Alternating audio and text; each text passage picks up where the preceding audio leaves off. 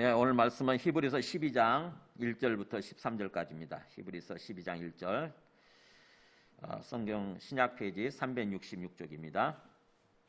저와 여러분이 한 절씩 교독하시겠습니다. 이러므로 우리에게 구름같이 둘러싼 허다한 증인들이 있으니 모든 무거운 것과 얽매이기 쉬운 죄를 벗어버리고 인내로써 우리 앞에 당한 경주를 하며 믿음의 주요 또 온전하게 하시는 이인 예수를 바라보자. 그는 그 앞에 있는 기쁨을 위하여 십자가를 참으사 부끄러움을 개의치 아니하시더니 하나님 보좌 우편에 앉으셨느니라. 너희가 피곤하여 낙심하지 않기 위하여 죄인들이 이같이 자기에게 거역한 일을 참으신 일을 생각하라. 너희가 죄와 싸우되 아직 피 흘리기까지는 대항하지 아니하고 또 아들들에게 권하는 것 같이 너희에게 권면하신 말씀도 잊었도다. 일러스되 내 아들아 주의 징계하심을 경히 여기지 말며 그에게 꾸지람을 받을 때에 낙심하지 말라. 주께서 그 사랑하시는 자를 징계하시고 그가 받아들이시는 아들마다 채찍질하심이라 하였으니 너희가 참음은 징계를 받기 위함이라. 하나님이 아들과 같이 너희를 대우하시나니 어찌 아버지가 징계하지 않는 아들이 있으리요. 징계는 다 받는 것이거늘 너희에게 없으면 사생자요 친아들이 아니니라. 또 우리 육신의 아버지가 우리를 징계하여도 공경하였거든 하물며 모든 영의 아버지께 더욱 복종하며 살려 하지 않겠느냐. 그들은 잠시 자기의 뜻대로 우리를 징계하였거니와 오직 하나님은 우리의 유익을 위하여 그의 거룩하심에 참여하게 하시느니라. 무릇 징계가 당시에는 즐거워 보이지 않고 슬퍼 보이나 후에 그로 말미암아 연단받은 자들은 의와 평강의 열매를 맺느니라. 그러므로 피곤한 손과 연약한 무릎을 일으켜 세우고 같이 씁니다. 너희 발을 위하여 고등기를 만들어 저는 다리로 하여금 어그러지지 않고 고침을 받게 하라. 아멘. 앉으시겠습니다. 네, 2021년 올해 우리 참으로 올해뿐만 아니죠. 우리 어떻게 보면 남은 일생이죠. 우리의 남은 인생이 주님의 바람과 소망대로 건강하고 평안하고 복된 행복한 그런 삶을 살아가기 위해서는 우리가 어떻게 해야 되는가? 1월 한 달 동안 주님께서 주신 말씀을 듣고 지금 예배를 드리고 있습니다. 첫 번째 시간이 뭐였냐면은 말씀이었죠. 말씀을 알아야 된다.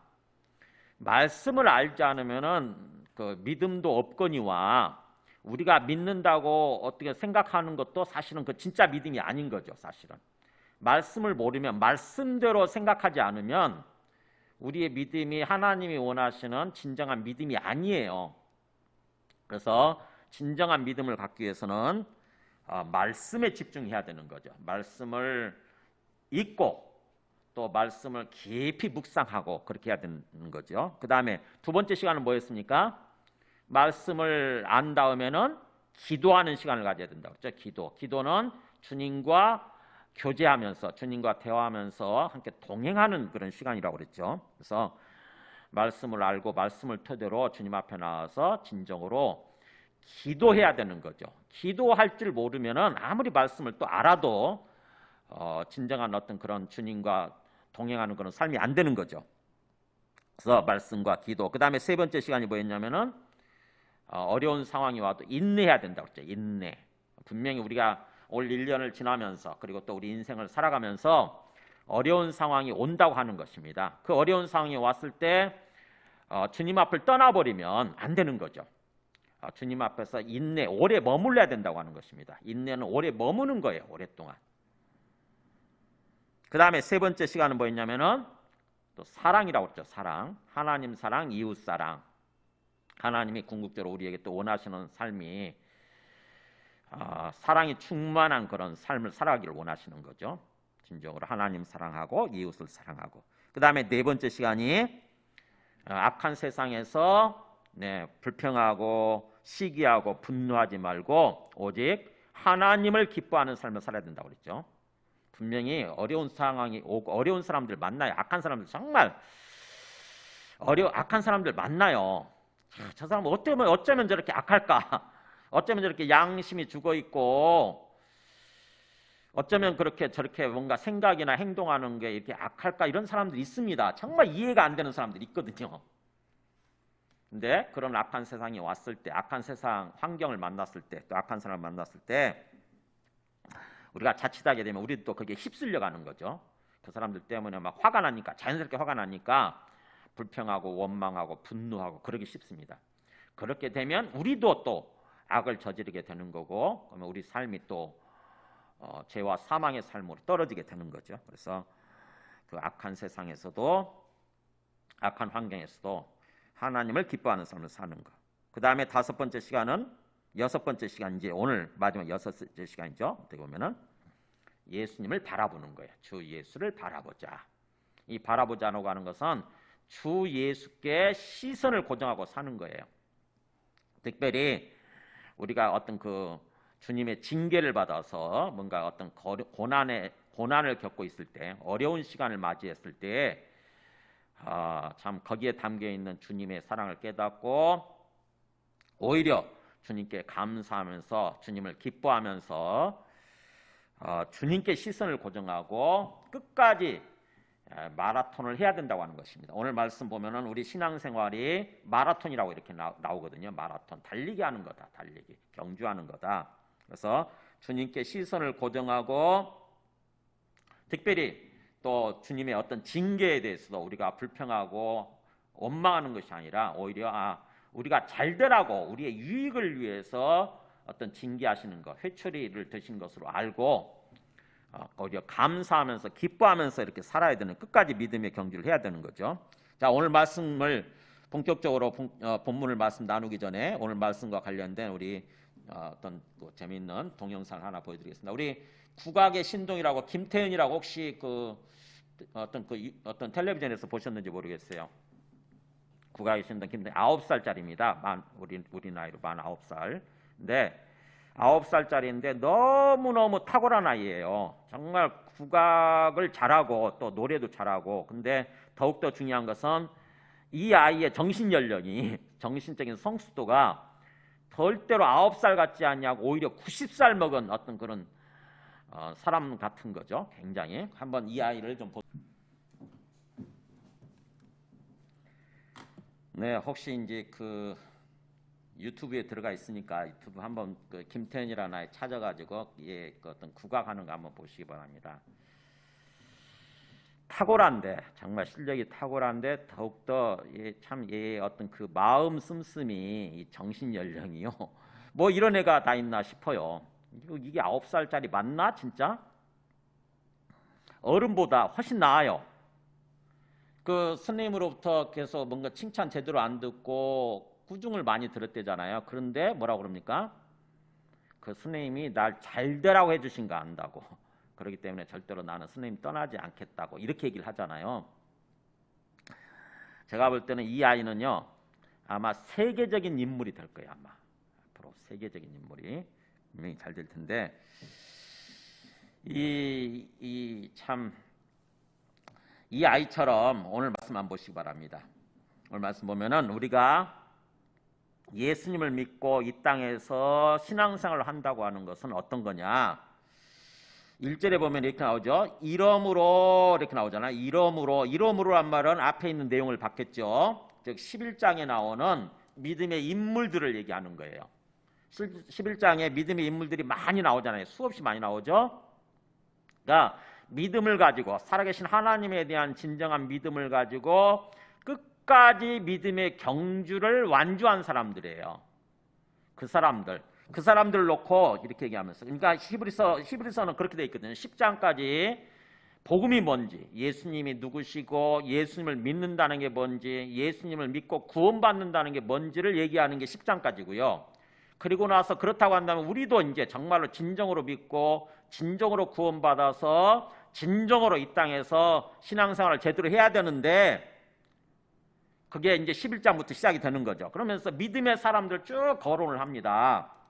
그러면서 오늘 12장이 이렇게 나오는 거예요. 이러므로 이렇게 우리에게 구름같이 둘러싼 허다한 증인들이 있으니, 앞에서 봤던 것처럼 구름같이 둘러싼 수많은 증인들이 있지 않느냐. 허다한이란 말은 엄청나게 많은 그런 뜻이에요. 엄청나게 많은 증인들이 있다. 근데 구름같이 둘러싼이란 말은 원래 원문을 보면은 증인들의 구름 이렇게 됩니다. 구름이 명사예요, 명사. 증인들의 구름. 그러니까 끝까지 살아계신 하나님을 믿고 믿음의 경주를 완주한 증인들, 그 사람들이 구름처럼 마치 구름이 우리 하늘에 떠 있잖아요. 그런 것처럼 허다한 증인들이 마치 구름처럼 우리 앞에 떠 있다고 하는 것입니다. 그 사람들이 내 앞에서 계속해서 우리를 향해서 격려하는 거예요. 우리가 지금 달리기를 하고 있는데 절대로 어려운 상황에서 포기하지 말고 끝까지 완주해라 하는 식으로 해서 마치 뭔가 어떤 그 격려를 하면서 박수를 쳐주면서 뭔가 이렇게 박수할채를 보내면서 힘을 주는, 격려하는 그런 모습으로 있다고 하는 것입니다. 지금 믿음의 사람들은 그런 사람들이거든요. 그 사람들이 살아있어요, 하나님 앞에. 죽은 사람들이 죽었지만, 우리가 육체 눈에 볼 때는 죽었지만 지금 하나님 앞에 살아있어서 우리를 바라보면서 지금 박수치고 있거든요. 끝까지 완주해야 된다, 절대로 중간에 포기하면 안 된다, 이렇게. 그래서 구름같이 둘러서 허다한 증인들이 있으니 우리들도 모든 무거운 것과 얽매이기 쉬운 죄를 벗어버리고 인내로서 우리 앞에 당한 경주를 하자. 네, 경주에 있어 마라톤 몇 킬로죠? 42.195km인가 그러잖아요. 혹시 뛰어보셨어요? 저는 한 번도 못 뛰어봤는데 10km까지는 여러 번 뛰어봤어요. 10km까지는. 근데 10km도 힘들더라고. 근데 마라톤은 정말 한 2시간 뛰는 거잖아요. 30km 넘으면 한계점에 이르는데요. 굉장히 힘들대요. 다 포기하고 싶은 생각. 그리고 뛰면서 이 옷까지 위에 런닝셔츠 하나 입고 뛰지 않습니까? 이것도마저도 무겁게 느껴지는 거예요. 정말 힘든 거죠.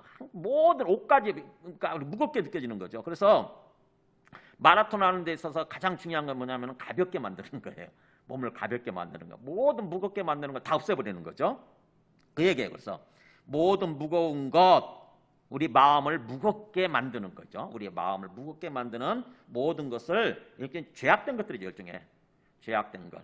이런 것들을 다 벗어버리고, 그리고 얽매이기 쉬운 죄를 다 벗어버리고, 어느 순간에 죄악된 생각을 품으면 우리 마음이 거기에, 우리의 심령이 완전히 거기에 얽매이잖아요. 마치 노예처럼 끌려갑니다.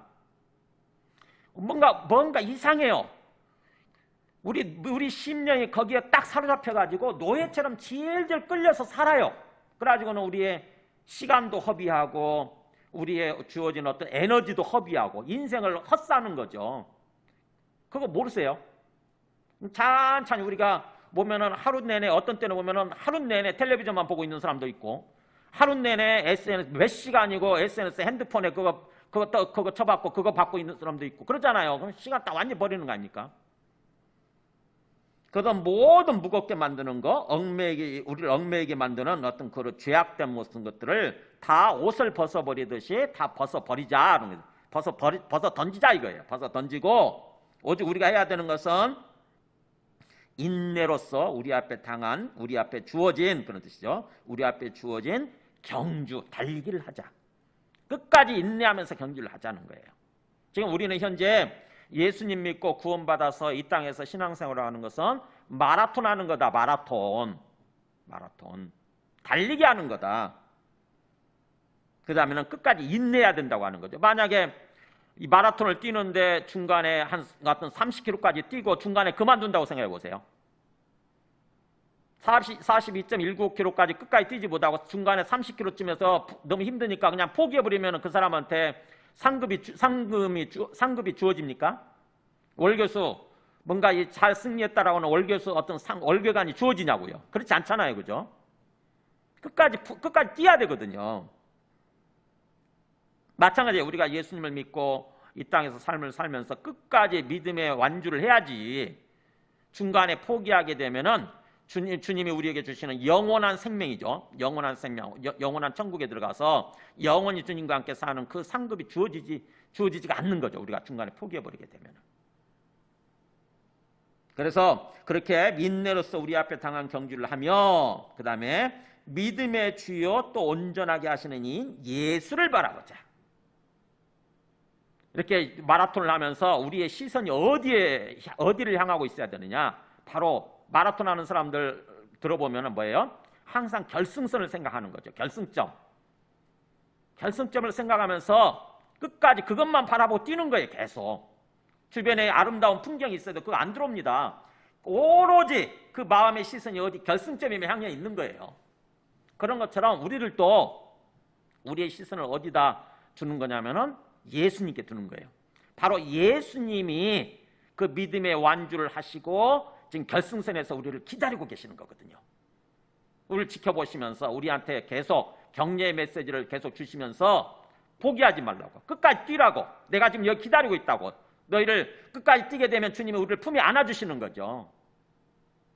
팔을 벌리고 기다리고 계시는 거예요. 그래서 주님을 바라보자는 말은 주님께 시선을 고정하자 이런 뜻이에요. 이게 바라본다는 게 그냥 슬쩍 스쳐보는 것이 아니라 집중해서 시선을 고정하는 거, 이게 바라보자는 뜻이에요. 그 예수님은 믿음의 주가 되시는 분이시고 그 다음에 온전하게 하시는 분이시다. 이 주라는 말이 창시자라는 뜻이에요. 시작자. 그러니까 믿음의 시작이 되시는 분이시고 또 온전하게 한다는 말은 완성자가 된다고 하는 거죠. 우리의 믿음의 시작자가 되시면서 또 완성하게 만드시는 완성자가 되시는 분이신 그 예수님께 처음부터 끝까지 예수님이 그걸 만드시는 거죠. 그래서 예수님께 시선을 고정하고 뛰자라고 하는 거예요.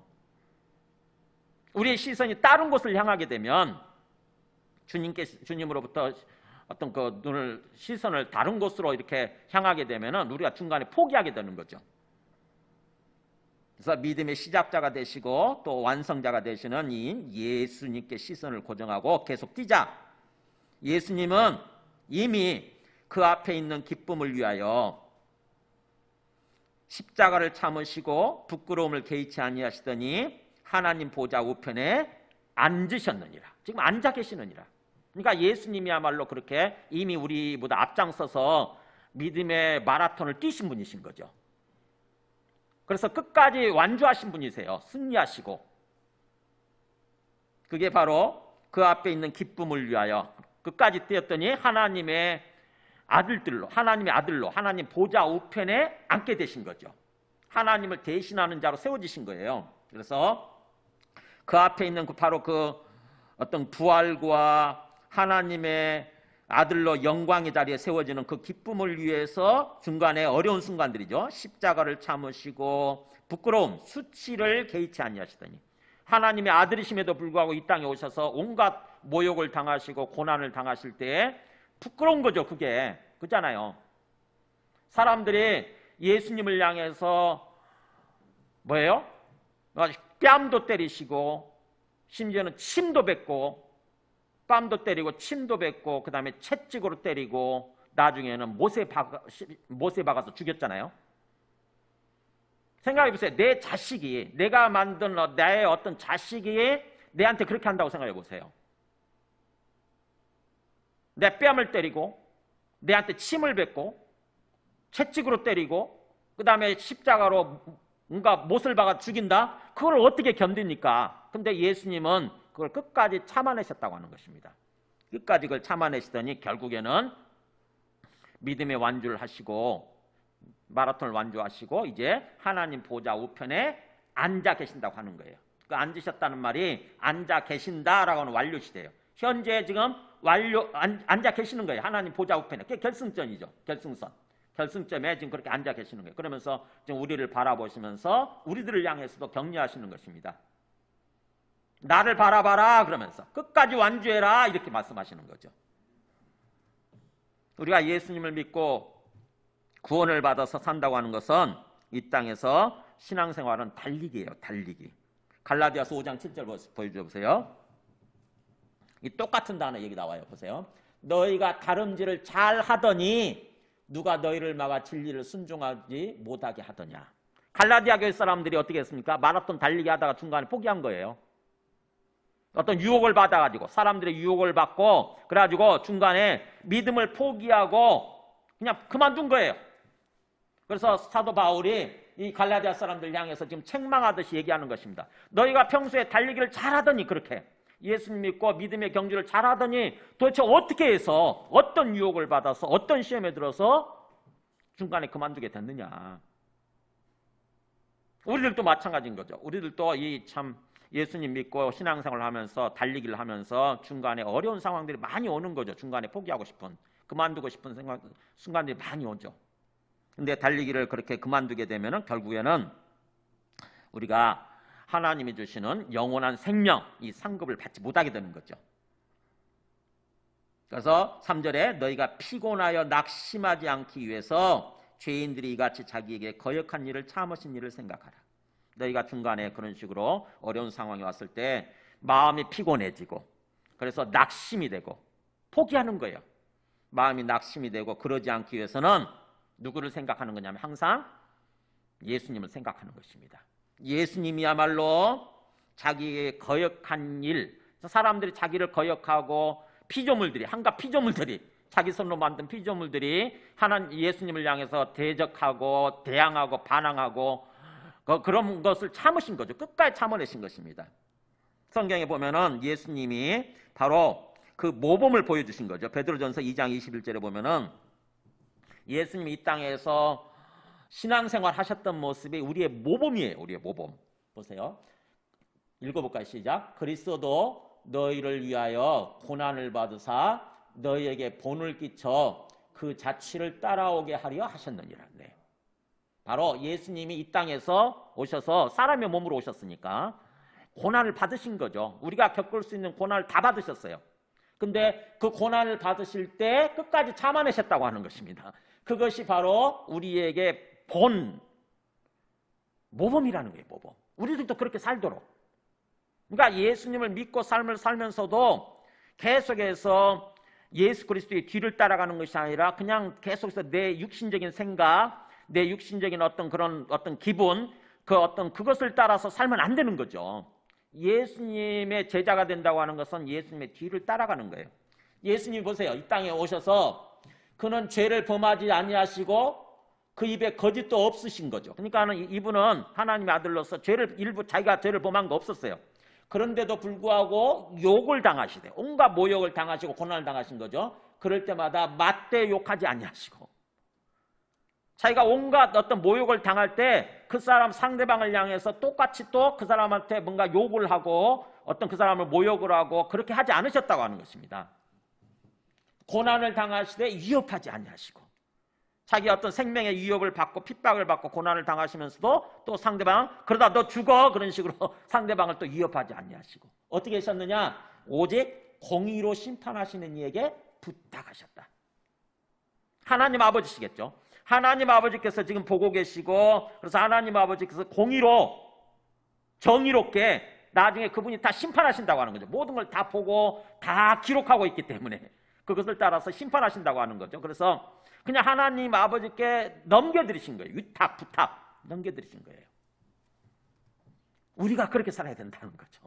우리가 예수님처럼 모욕을 당할 때 맞대 욕하지 않고 고난을 당할 때 또 상대방을 위협하지 않고 오로지 우리는 공의로 심판하시는 주님께 그냥 넘겨드리고 그렇게 살아야 사실은 주님의 영광이 나타나고 우리의 삶을 통해서 주님의 복음이 전해지는 삶을 사는 거죠. 그래서 고난을 당하셨을 때 예수 그리스도의 모습이 바로 우리에게 모범, 우리의 교과서가 된다고 하는 것입니다. 그러니까 그런 예수님을 생각하고 그 예수님께 항상 우리의 시선을 고정하고 끝까지 뛰자는 거예요. 믿음의 경주를. 우리의 의식이 필요한 거죠. 우리의 생각. 내가 예수님을 믿고 산다는 게 어떤 건가. 우리는 고난을 당하고 어려울 때마다 자꾸 내 어떤 인간적인 어떤 생각과 기분대로 반응을 해요. 자꾸. 주님을 바라보지도 않고 주님을 생각하지 않는 거죠. 그냥 내 기분대로, 내 내키는 대로. 그러면 우리 안에 구원이 이루어지느냐 하는 거예요. 그렇게 살게 되면 구원이 이루어지지 않는 거죠. 구원이라고 하는 게 하나님의 형상을 하나님의 통치를 받으면서 삶을 사는 거고 하나님의 형상대로 빚어져 가는 건데 그게 안 되는 거죠. 그래서 또한 우리가 이 고난의 상황 속에서 보세요. 4절에 너희가 죄와 싸우되 아직 피 흘리기까지는 태양하지 아니하고 이 땅에서 우리가 하나님을 믿고 하나님의 통치를 받으면서 하나님의 백성으로 삶을 살아가는 동안에 우리한테 끊임없이 죄의 유혹이 있잖아요. 그러면 그 죄와 싸워야 된다고 하는 거죠. 죄와 싸우는 삶을 살아가야 돼요. 다시는 이제 죄를 범하지 않고 죄를 짓지 않기 위해서 죄와 치열하게 싸우는 삶을 살아야 되는데 그러지 않다고 하는 거죠. 뭐라고 그럽니까 이거? 너희가 죄와 싸워야 되는데 아직 피 흘리기까지 대항하지 않았다. 죄와 싸우되 어디까지 싸워야 돼요? 피 흘릴 정도로 치열한 싸움을 해야 된다고 하는 거죠. 대충 살면은 결국 죄를 범하게 되고 우리의 삶이 결국 사망으로 떨어지게 되는 거죠. 죽음의 삶으로. 그래서 결국엔 나중에 영원한 죽음으로 가게 되겠죠. 그래서 이 땅에서 삶을 사는 동안 이 정말 치열한 어떤 싸움이 필요한 거죠. 죄와 싸우는 치열한 싸움이. 그러면서 또 그 어려운 상황 속에서 아들들에게 권하는 것 같이 너에게 권면하신 말씀도 잊었도다. 그러니까 우리가 또 기억을 해야 되는 게 하나님이 우리에게 권면하신 말씀을 기억해야 된다고 하는 것입니다. 하나님의 그 권면하시는 말씀은 아들들에게 권면하는 것처럼 권면하시는 거라고 하는 거죠. 보세요. 내 아들아 주의 징계하심을 경히 여기지 말며 그에게 꾸지람을 받을 때 낙심하지 말라. 주께서 그 사랑하시는 자를 징계하시고 그가 받아들이시는 아들마다 채찍질하십니다. 이게 잠언 3장 말씀을 인용하는 거죠.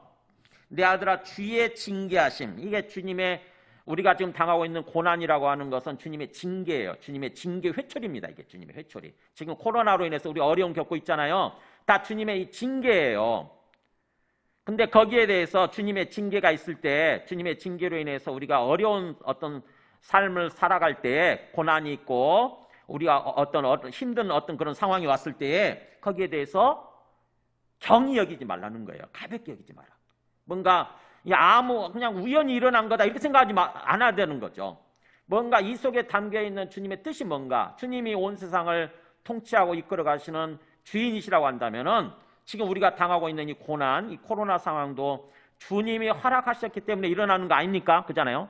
주님이 이걸 허락하실 때는 우리를 향한 주님의 뭔가 뜻이 있겠죠. 그걸 무겁게 받아들이는 거예요. 왜 이걸 왜 이렇게 징계하시지? 왜 이렇게 나를 향해서 회초를 드시고 우리에게 우리를 어떤 우리로 하여금 고난을 겪게 만드실까? 주님의 뜻이 뭘까? 깊이 생각하는 것입니다. 깊이. 그리고 그에게 꾸지람을 받을 때 낙심하자라. 주님이 나를 또 꾸짖었어. 내가 잘못했다고 좀 잘못했기로써니 나를 꾸짖어. 그럼 어떻게 합니까? 또 우리 인간적인 생각은 그딴 건 그럼 나 안 믿지 뭐. 주님 안 믿고 말지 뭐. 포기하고 말지. 때려쳐. 이런 식으로 생각하기 쉽잖아요. 그러니까 뭐 우리 자식 키우면서 그러지 않습니까? 자식 가운데 못된 자식들은 그러잖아요. 우리가 부모가 자식을 키우면서 부모가 뭔가 잘못 행동을 하게 되면은 어느 순간에 가서 회초리를 들 때가 있잖아요. 책망을 하고 꾸짖고 회초리를 들지 않습니까? 근데 그 아이가 그때 만약에 생각해 보세요. 왜 때려? 그러면서 엄마 아빠 왜 때려? 나 싫어. 그러면서 집 나가버린다고 생각해 보세요. 나는 엄마 아빠 싫어. 더 이상 나는 이제 엄마 아빠 뭐 어떤 말씀 듣지 않고 그냥 내 마음대로 살 거야 하면서 때려치고 그만둔다고 생각해 보세요. 그 아이가 잘 될까요? 하나님 앞에서 하나님이 우리를 징계하실 때에 그런 식으로 뭔가 하나님을 향해서 오히려 반항을 하고 반발을 하고 그냥 낙심하고 포기해버리는 그런 삶을 살면 안 된다고 하는 거죠. 왜냐? 6절에 나오잖아요. 6절에 하나님이 왜 징계하시느냐? 주께서 그 사랑하시는 자를 징계하시고 사랑하기 때문에 징계한다고 하는 것입니다. 우리가 아들을 왜 책망하고 왜 회초를 들어요? 그 아들을 사랑하기 때문에 그래요. 그죠? 그 아들이기 때문에 정말 내 생명보다도 귀한 아들이기 때문에 그 아이가 잘 되도록 하기 위해서 훌륭한 사람으로 만들기 위해서 그렇게 책망을 하고 회초를 드는 거잖아요. 그래서 주께서 그 사랑하시는 자를 징계하시고 그가 받아들이시는 아들마다 채찍질하시느니라. 그가 아들로서 받아들인다고 한다면 우리를 하나님의 아들들로 받아들이시게 되면은 하나님이 우리를 잘 되도록 하기 위해서 우리를 징계하시고 회초를 드신다고 하는 것입니다. 그러니까 뭔가 하나님의 징계로 인해서 우리가 고난을 당하고 큰 어려움을 당할 때 힘든 삶을 살아갈 때 생각해야 되는 거죠.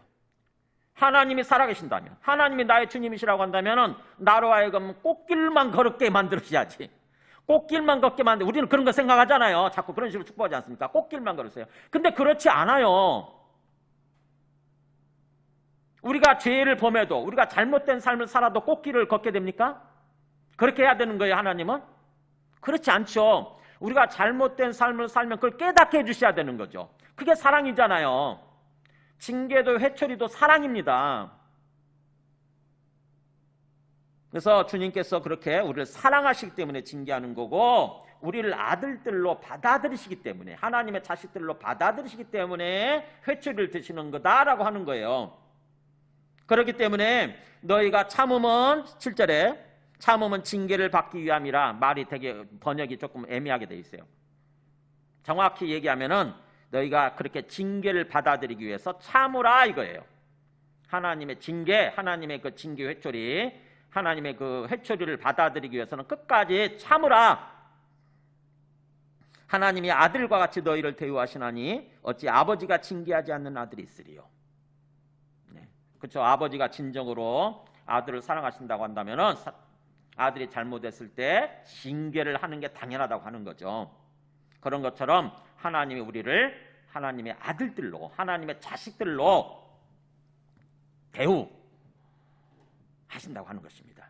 그래서 징계가 있다고 하는 거예요. 그래서 징계는 다 받는 것이거늘 너희에게 없으면, 만약 징계가 없다, 내가 잘못하고 있는데도 불구하고 징계가 없네, 그냥 내버려 두고 있네, 그럼 어떻게 해야 돼요? 그건 진짜 그건 큰일 난 거예요. 그러면 너희는 사생자이고 친아들이 아니니라. 사생자가 뭔지 아시죠? 서자예요, 서자. 진짜 아들이 아니라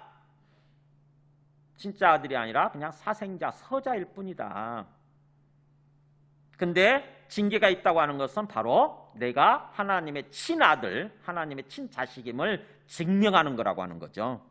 그러니까는 징계가 있을 때 어떻게 해야 돼요? 하나님께 감사해야 되죠. 아이고 하나님, 제가 잘못된 삶을 살아갈 때 그걸 내버려 두지 아니하시고 이 회초리를 통해서 나로 하여금 깨우치게 하시고 나로 하여금 나의 삶을 바로잡아 주시니 감사합니다. 이렇게 하나님께 오히려 감사하면서 그렇게 해야 되는 거죠. 아까 우리 태연이라는 애가 그러잖아요. 그 박정아 명창이 워낙 엄해가지고 굉장히 엄하게 키웠나 봐요. 칭찬 같은 거 거의 안 하고. 보통 아이들 같으면은 거기서 뭔가 어떤 그 실망을 하고 그냥 거기 떠나버릴 수도 있죠. 근데 아이가 어떻게 얘기합니까? 선생님께서 나를 잘 되라고, 나를 사랑하셔서 나를 잘 되라고 하신 거기 때문에 절대로 주는 선생님 떠나지 않을 거라고 그렇게 얘기를 하잖아요. 9살짜리 애가. 근데 우리는 나이가 성인이 됐어도, 육체적으로 성인이 됐어도 하나님이 조금 우리를 징계하시는 것 같다, 하나님이 뭔가 우리한테 고난을 뭔가 주시는 것 같다 그러면 뭡니까? 하나님 떠나요. 하나님 곁을.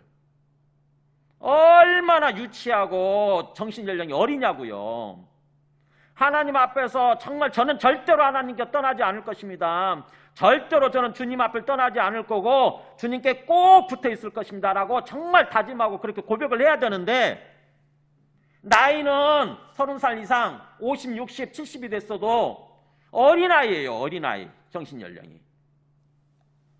끄떡하면 떠나버리고 끄떡하면 주님 잊어버리고. 그러니 우리의 심령이 정말 하나님의 뜻대로 제대로 이렇게 뭔가 빚어지고, 그래서 정말 뭔가 건강하고 형통하고 복된 그런 삶을 살아갈 수 있냐고요. 있겠냐고요. 자꾸 멀어지는 거죠. 자꾸. 그래서 9절에 그랬죠. 또 우리 육신의 아버지가 우리를 징계하여도 공경하였거든. 네, 우리 부모님이 우리를 그렇게 회초리를 들고 우리를 징계했을 때도 우리는 공경하는 거 아닙니까? 그잖아요.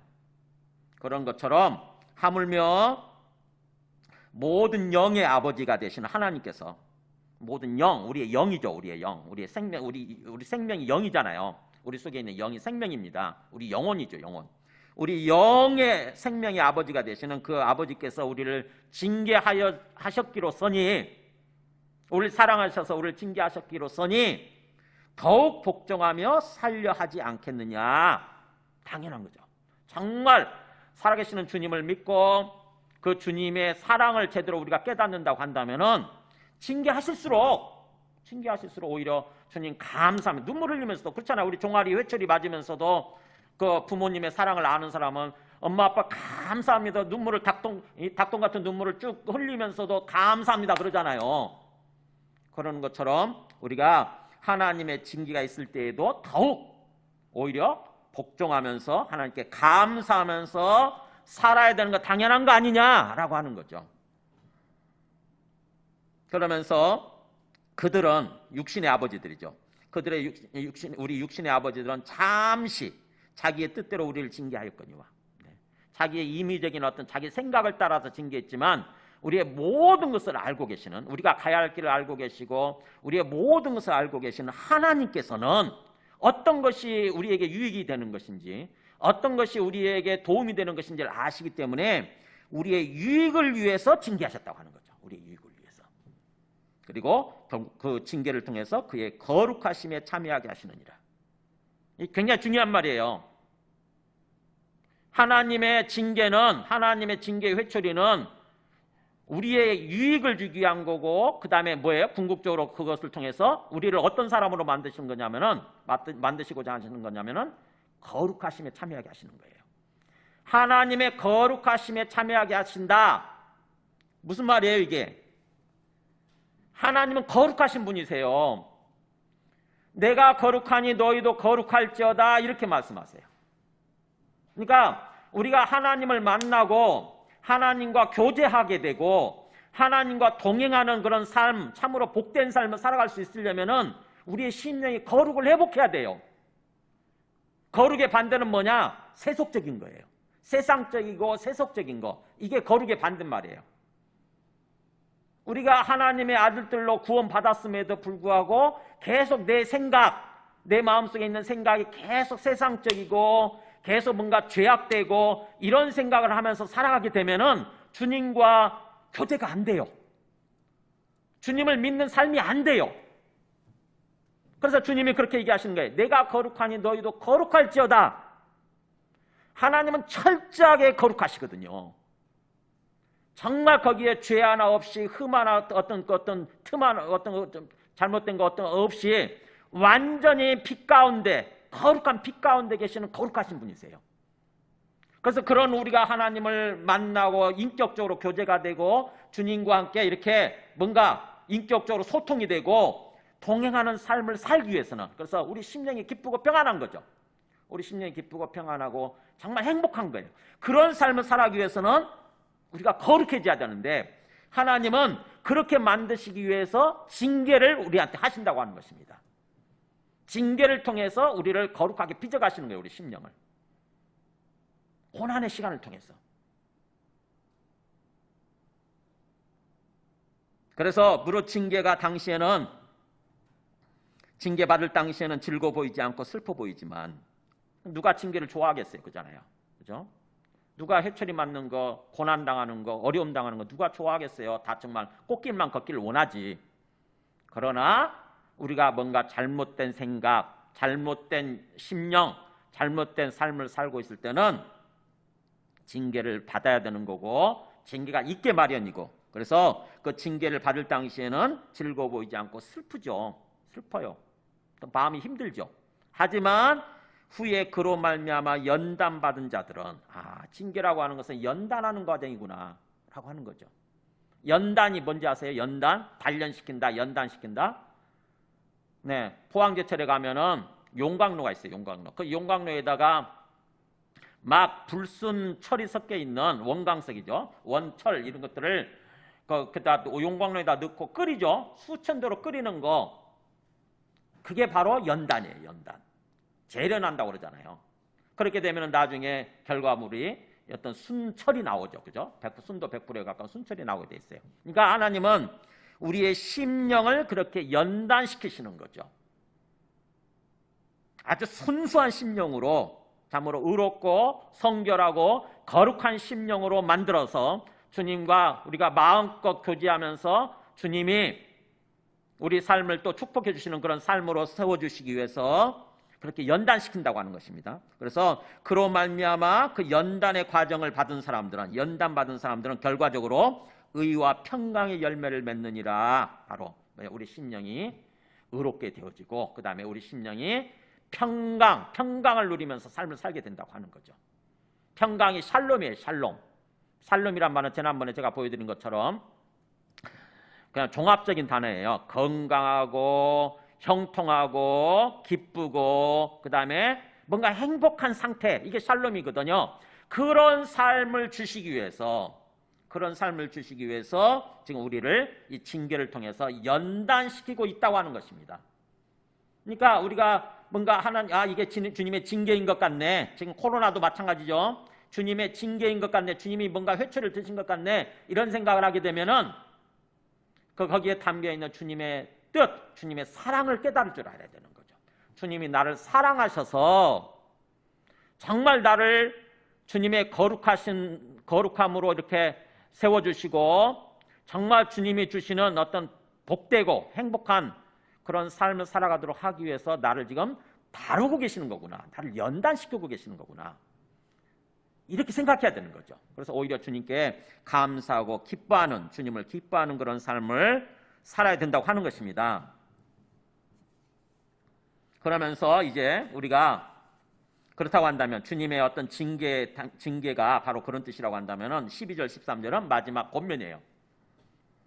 그러므로 이렇게 되잖아요. 그러므로 피곤한 손과 연약한 무릎을 이렇게 세우고, 우리가 징계를 받으면 굉장히 힘들죠, 그죠? 피곤한 손, 늘어진 손이에요. 늘어진 손들. 그러니까 굉장히 피곤하고 지치면 손이 늘어지지 않습니까? 이렇게 팔이 그렇게 늘어지죠. 그거를 이렇게 세우고, 그리고 또 연약한 무릎, 힘들면 우리가 막 다리가 흔들리죠. 후들후들 거리잖아요.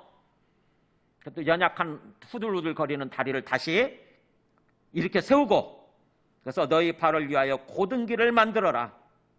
너희가 걷는 그 발을 위해서 길을 곱게 만들라는 거죠. 길을 곱게 만든다는 게 뭐겠어요? 우리 마음을 고쳐먹는 거예요. 우리 마음을 똑바로 주님이 원하시는 그런 모습으로 우리 마음을 고쳐먹는 거죠. 그렇게 함으로써 저는 다리로 하여금 어그러지지 않고 고침을 받게 하라. 우리가 그냥 힘들고 후들후들거리는 그런 다리로 하여금 어그러지지 않고 넘어지지 않고 비틀비틀거리다가 넘어지지 않고 오히려 고침을 받게 하라. 오히려란 말이 있어요. 헬라어 원문에는 원래 오히려. 그러니까 우리가 우리 마음을 고쳐먹고 이제 이렇게 일어서서 정말 똑바로 길을 걸어가면, 하나님 원하시는 그런 똑바른 길을 걸어가면은 오히려 우리가 넘어지지 않을 뿐만 아니라 우리 다리가 고침받고 치료되어지고 우리 삶이 치료되는 거죠. 그래서 참으로 주님 뜻대로 형통하고 행복한 복된 길을 걸어갈 수 있다고 하는 것입니다. 복된 삶을 살 수 있다고 하는 거예요. 자, 말씀을 정리합니다. 우리가 고난 앞에서 우리에게 필요한 인식과 태도가 뭐냐? 지금의 고난은 우리를 향한 주님의 깊은 사랑의 해초리라고 하는 걸 생각을 하는 거예요.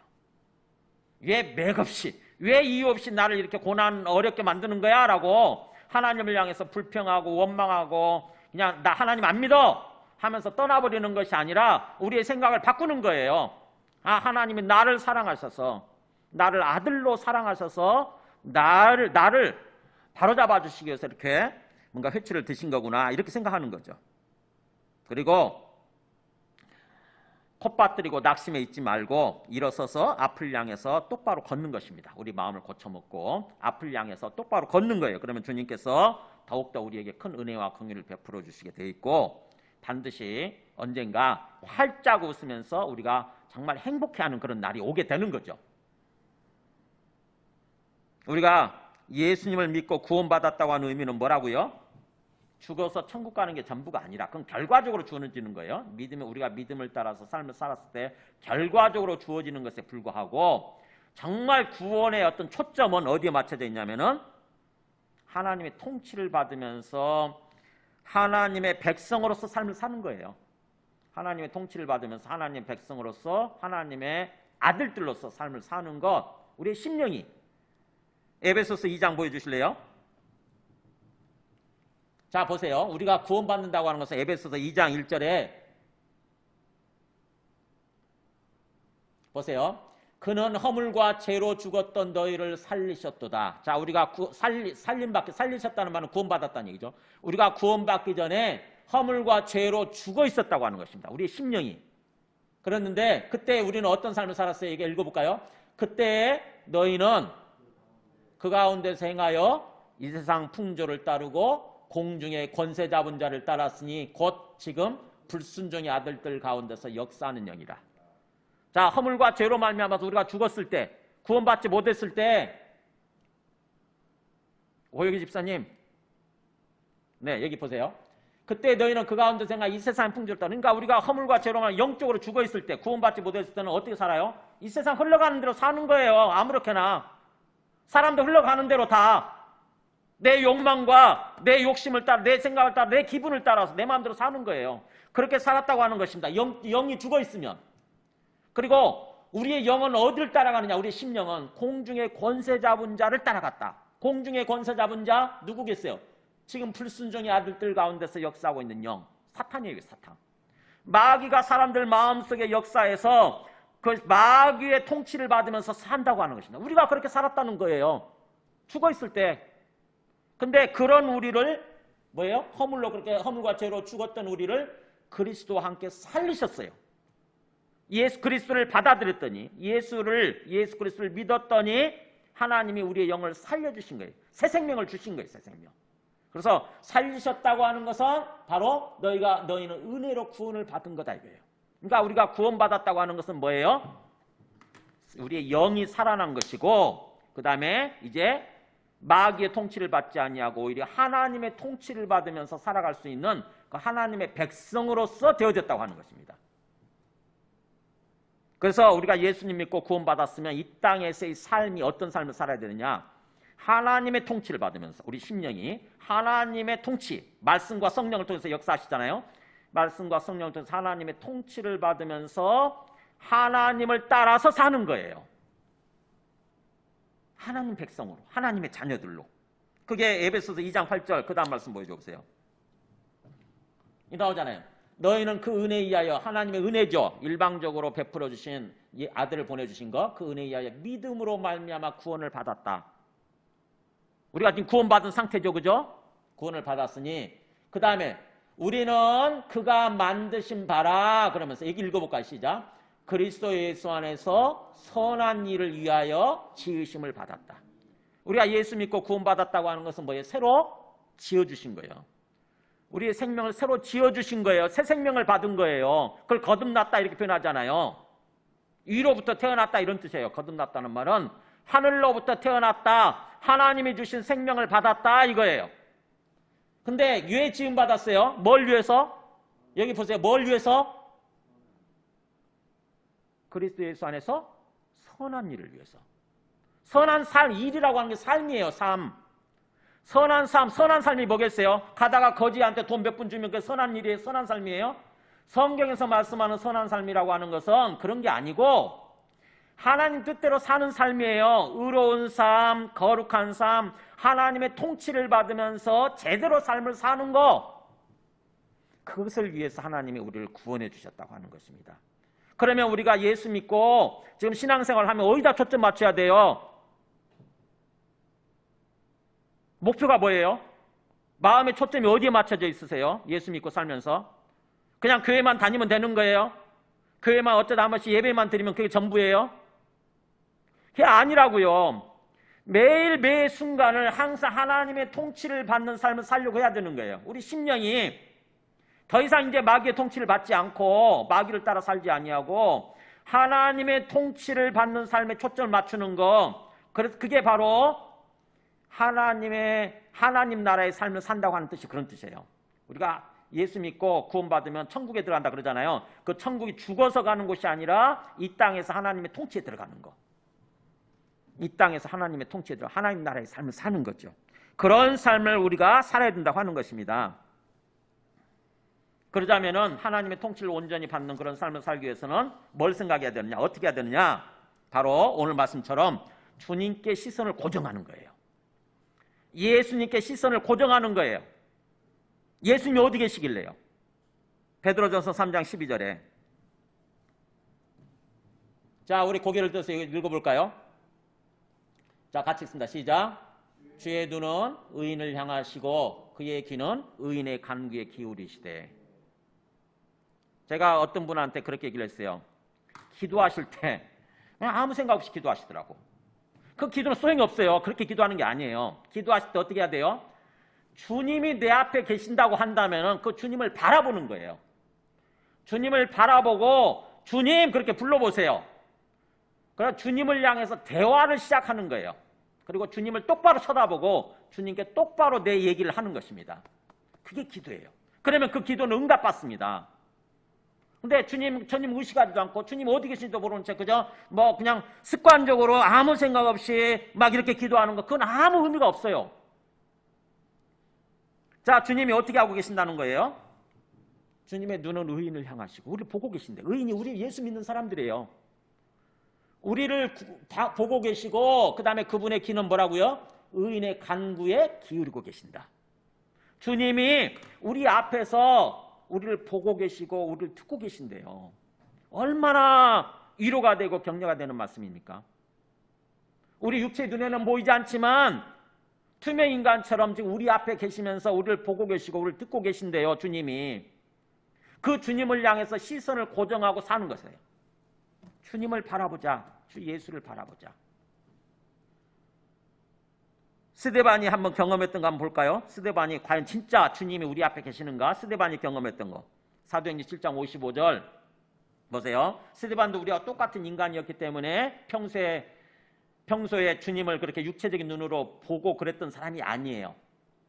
우리가 똑같았죠. 근데 주님이 죽어갈 때쯤에 이 스데반이 돌에 맞아 순교하잖아요. 돌에 맞아 순교하기 직전에 하나님이 하늘문을 딱 열어두시는 거예요. 저 블라인드를 딱 걷어주시듯이 하늘문을 딱 열어주시니까 어떤 장면이 펼쳐지느냐 보세요. 여기 스데반이 성령이 충만해가지고 하늘을 우러러 주목하는 거예요. 하늘에서 이상한 현상이 있는 거야. 갑자기 보니까 하나님의 영광과 예수께서 하나님 우편에 서신 것을 보고 하나님은 위에 하나님은 여기는 하나님 아버지겠죠. 하나님의 영광스러운 모습이 딱 계시고 그 오른편에 하나님 우편에 예수님이 서 계시는 거예요. 그게 보인 거예요. 평소에는 안 보였는데. 그러니까 놀래가지고 이렇게 외치잖아요. 보라 하늘이 열리고 하늘문이 열렸다. 하늘문이 열리니까 인자가 하나님 우편에 서신 것을 보노라. 와 하늘문이 열리니까 인자 예수님이 하나님 우편에 서신 것이 보이네. 이게 진짜구나 이거. 지금도 그렇다고 하는 거예요. 지금도. 그러니까 우리 육체의 눈에 보이는 게 아니어서 자칫하면 우리가 예수님이 내 앞에 안 계시는 것처럼 그래서 우리가 예수님을 잊어버리고 살죠. 자칫하게 되면. 그냥 보이는 어떤 환경이 중요하고 뭔가 사람이 중요하고 이것만 그냥 그야말로 떠받들면서 우상처럼 섬기면서 살아가기 쉬운데 뭐예요? 주님이 우리 앞에 계신다고 하는 것입니다. 그 주님을 믿음으로 우리가 정말 말씀을 통해서 믿음으로 받아들여서 주님을 향해서 고개를 들고 시선을 고정하고 주님 그렇게 부르시면서 기도하시고 예배를 드리는 거예요. 주님이 지금 이 순간도 이러고 계실 거 아닙니까? 그죠? 지금 이 순간도 우리 앞에서 우리를 보고 계시고 우리의 이야기에 귀를 기울이고 계실 거잖아요. 지금. 그렇잖아요. 그 주님이 우리를 향해서 끝까지 인내로 믿음의 경주를 마라톤을 끝까지 뛰어라고 지금 격려하고 계시는 거예요. 내가 지금 결승선에서 기다리고 있다. 절대로 중간에 뭔가 낙심하고 포기하면 안 된다는 거예요. 절대로 시선을 주님에게서 거두면 안 된다는 거죠. 그래서 우리가 기도할 때 예배를 드릴 때도 항상 주님을 바라보는 거예요. 주님 바라보고 주님 부르면서 우리가 사람들끼리 만나서 인격적으로 대화하듯이 그렇게 주님과 대화하면서 삶을 사는 것입니다. 그래서 골로새 3장 1절에 우리 오늘 똑같은 말씀이 골로새에서 나오죠. 위에 읽어볼까요? 너희가 그리스도와 함께 다시 살리심을 받았으면 위의 것을 찾으라. 거기는 그리스도께서 하나님 우편에 앉아 계시느니라. 네. 그리스도와 함께 다시 살리심을 받았다. 즉 구원받은 거죠. 하나님의 백성으로서 하나님의 자식들로서 하나님의 아들들로서 구원받았다. 그러면은 뭐예요? 항상 우리의 이의 것을 찾는 삶. 그 위라고 하는 것은 하나님 그리스도께서 하나님 우편에 앉아 계시는 곳. 그것을 자꾸 찾는 거예요. 자꾸 바라보고 생각하고 주님을 자꾸 구하고 이런 삶을 살려고 하는 거죠. 그래서 생각을 얘기하잖아요. 생각. 위의 것을 생각하고 땅의 것을 생각하지 마라. 우리 마음속에 생각이 의식이 중요하다고 하는 거죠.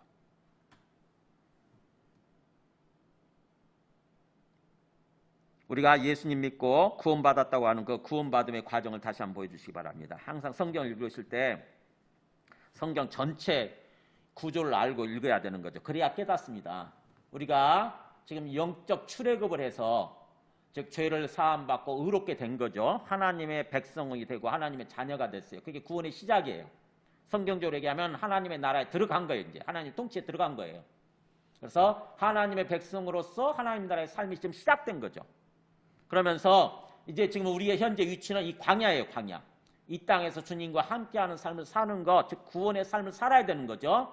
그게 바로 오늘 말씀드리면 믿음의 경주, 믿음의 달리기, 믿음의 마라톤을 하고 있다고 하는 것입니다. 그럴 때 우리의 시선을 어디다 고정하냐면은 주 예수께 고정하는 거예요. 우리 앞에 지금 보고 계신댔잖아요. 우리 앞에 계시면서 자꾸 격려하는 거죠. 절대 포기하면 안 돼.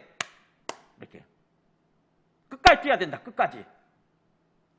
주 예수를 바라보고 그 다음에 때로 내가 뭔가 잘못 순간적으로 다른 곳을 바라보고 다른 것을 생각하고 뭔가 그러면은 피척피척거리죠. 그죠? 우리 삶이 그러면은 뭔가 비틀거려요. 후들후들거린다고. 그럴 때 주님이 탁 때리거든. 회초를 들어서 야 정신 차려 그러면서. 그때 그 징계예요. 그게 징계, 고난. 그때 어떻게 해야 돼요? 오히려 아이고 감사합니다. 저를 깨우쳐 주셔서. 정신 번쩍 들게 해주셔서 감사합니다. 그래서 기뻐하면서 감사하면서 사는 거예요. 감사로 받아들이는 거예요. 아까 우리 태인이처럼 그럴 때에 하나님의 형상이 회복되어져 가는 거죠. 하나님의 궁극적인 목표는 우리를 회복시키는 거니까. 원래 우리가 하나님의 형상대로 지음받았는데 그걸 잃어버렸거든요. 그 하나님의 형상 중에 대표적인 게 거룩과 사랑이에요. 그래서 이 고난의 과정, 징계의 과정을 통해서 우리가 우리 심령의 거룩이 충만한 사람으로 바뀌고 또 사랑이 충만한 삶으로 이렇게 바뀌는 거죠. 그렇게 삶을 살다가 나중에 주님이 재림하실 때 우리가 이제 부활하게 돼서 완전한 구원에 이르게 되는 거 이렇게 되는 거죠. 그래서 이 말씀을 항상 지금 현재 우리 위치 이거죠. 지금 믿음의 마라톤을 이제 하고 있는 거예요. 지금 달리기 하고 있으니까 항상 우리의 시선을 절대로 좀 다른 거 바라보지 말고 다른 거 생각하지 마시고 주 예수께 시선을 고정하고 뛰시기 바랍니다.